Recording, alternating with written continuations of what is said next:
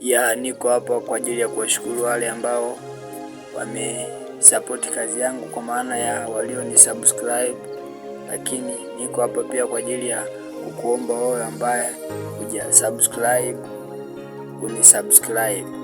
Utakuwa umenisupport au umetoa mchango mkubwa sana kupitia kazi zangu ambazo nazifanya, na hiyo pia inakurahisishia wewe kama unazikubali kazi zangu, basi pale tunapotoa tu wewe unakuwa wa kwanza kukujia kwenye taarifa zako ambazo zinaelea pale juu.